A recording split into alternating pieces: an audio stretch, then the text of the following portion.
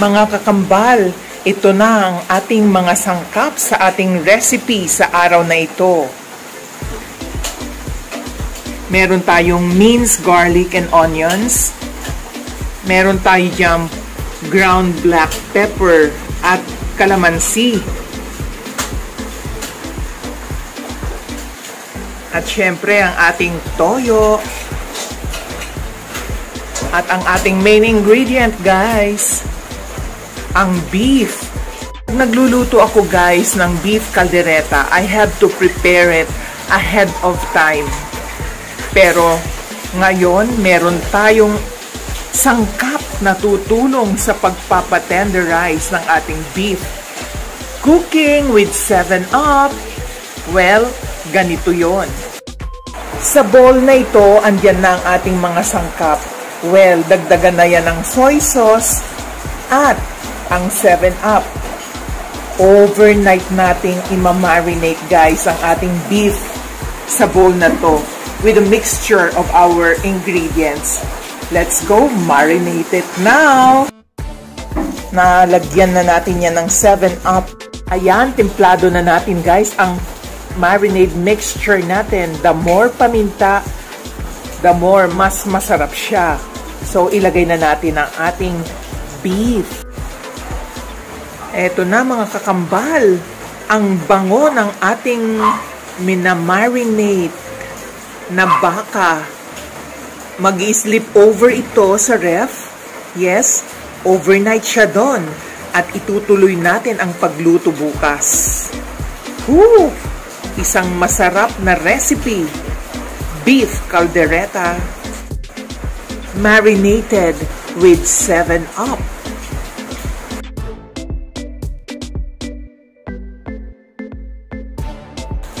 Na-marinate na natin yung ating beef overnight.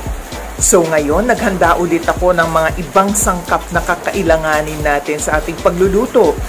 Anditong ating mga panggisa. Yes, a lot of onions. As well as garlic, guys. And meron tayo ditong Vienna sausage, red bell pepper, carrots, potatoes. Ang ating black pepper,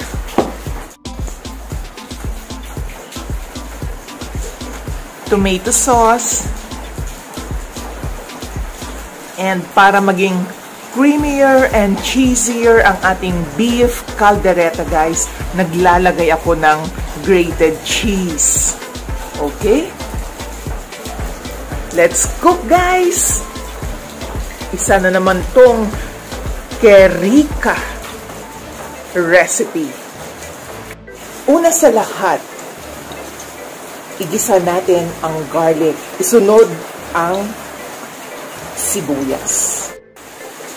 Wait until the onions are caramelized, guys. Isusunod natin yung ating minarinate na beef. Parang bahagya nating ipiprito. Ground pepper in. Pag nagigisa ako, mga kakambal, isinasama ko ang durog na paminta. Subukan nyo, mas mabango.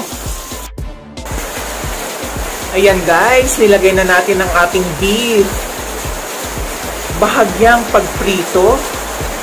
Then, after this, ilalagay na natin sa ating pressure cooker for just about 20 minutes.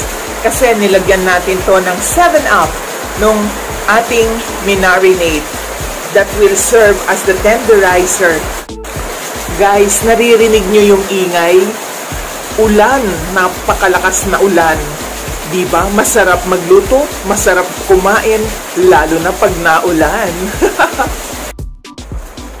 Yan, pwede na nating idagdag yung marinade sauce, guys, para magsisilbing sabaw habang siya'y palalambutin.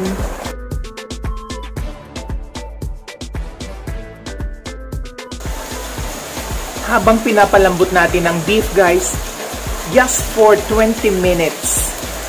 Eto naman, piniprito na natin ang patatas at ang mga carrots. At isama na rin natin ang bell pepper sa pag-fry.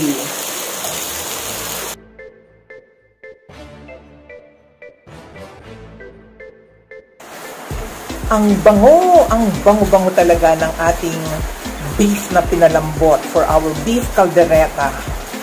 Guys, ilagay na natin ang kanyang tomato sauce. At isusunod na natin ang mga veggies. Oh, wow, kulay full. So good, guys. Ang bango. Kasing sarap din yan ng kanyang lasa. Promise.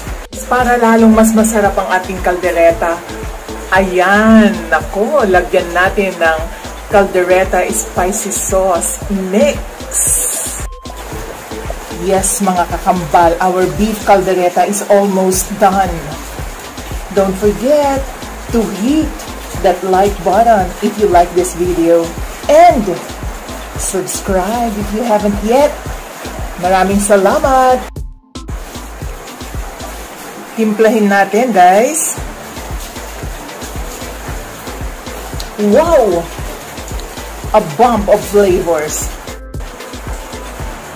Have a blessed day, guys. Let's eat!